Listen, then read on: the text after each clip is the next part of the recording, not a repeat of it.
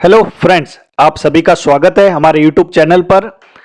आज हम इस वीडियो में डिस्कस करेंगे कि 31 मार्च 2025 से पहले पहले कौन कौन से इनकम टैक्स एंड जीएसटी के कंप्लायंसेस आपको कर लेने हैं।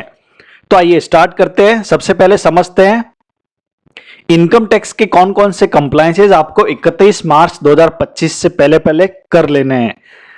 सबसे पहला, अगर आपने अपना income tax return for assessment year 22-23 के लिए फाइल नहीं किया है या फिर आपने अपना रिटर्न फाइल किया है असेसमेंट ईयर 22-23 के लिए लेकिन उसमें करेक्ट इनकम को रिपोर्ट नहीं किया है, तो उसको आप करेक्ट कर सकते हैं ITR U फाइल करके 31 मार्च 2025 से पहले पहले। उसके बाद आप इसको फाइल नहीं कर पाएंगे, ठीक है। तो ये आपको कंप्लायंस कर लेना है अगर पेंडिंग है तो। सेकेंड है, अगर आप ओल्ड टैक्स रिजीम में अपना रिटर्न फाइल करने वाले हैं for assessment year 25-26 means financial year 24-25, तो आपको इन्वेस्टमेंट्स कर लेना है जैसे कि ATC के लिए NPS, PPF, LIC वगैरह एंड ATD, ATG। तो आप ये ओल्ड टैक्स रिजीम में कर सकते हैं, लेकिन आपको ये 31 मार्च 2025 से पहले पहले करना होगा, तभी आप ये क्लेम कर पाएंगे। नेक्स्ट है, अगर आपकी एडवांस टैक्स लायबिलिटी बन रही है तो आपको एडवांस टैक्स पेमेंट कर देना है ताकि आपको इंटरेस्ट की अननेसेसरी लायबिलिटी ना आए। तो ये आपको इनकम टैक्स कंप्लायंसेस कर लेने हैं बिफोर 31 मार्च 2025। अभी समझते हैं जीएसटी के कौन कौन से कंप्लायंसेस करने हैं 31 मार्च 2025 से पहले पहले। अगर आप स्मॉल डीलर है और कंपोजिशन स्कीम ऑप्ट करना चाहते हैं और एलिजिबल है एंड ऑप्ट करना चाह रहे हैं, तो आप कंपोजिशन स्कीम ऑप्ट कर सकते हैं फॉर फाइनेंशियल ईयर 25-26 के लिए। उसके लिए आपको CMP 02 फाइल करना होगा जो कि 31 मार्च 2025 से पहले पहले करना होगा।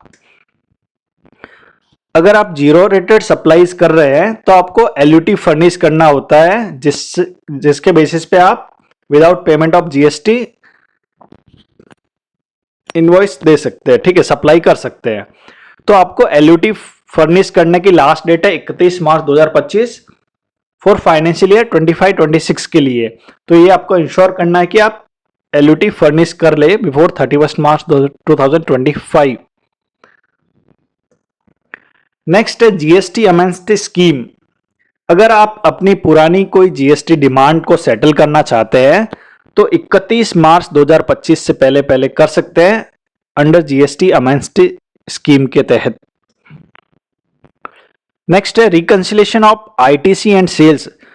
आपको फाइनेंशियल ईयर 24-25 के लिए अपनी इनपुट टैक्स क्रेडिट एंड आपकी जो सप्लाई है, सेल्स है, उसको आपको रिकंसाइल कर लेना है as per books GSTR 1 and GSTR 3B के हिसाब से।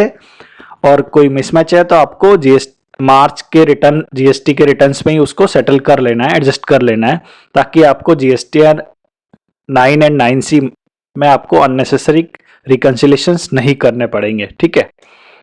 नेक्स्ट है एनुअल ITC रिवर्सल कैलकुलेशन। आपको GST का ITC जो रिवर्स करना है उसका एनुअल कैलकुलेशन कर लेना है और मार्च के रिटर्न में ही रिवर्स कर देना है।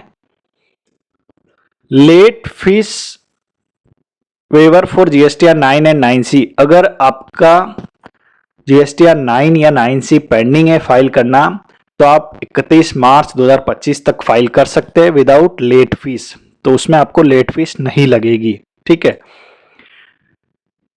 नेक्स्ट ईयर के लिए आपको न्यू इनवॉइस सीरीज इंप्लीमेंट करना होगा एज पर GST लॉ।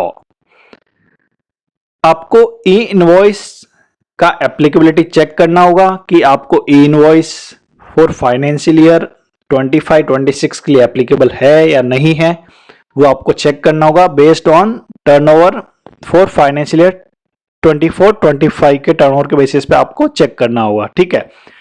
तो ये कंप्लायंसेस आपको करने होंगे इनकम टैक्स के अंदर एंड GST के अंदर 31 मार्च 2025 से पहले पहले। आई होप ये इंफॉर्मेशन आपके लिए यूजफुल होगी। Thank you.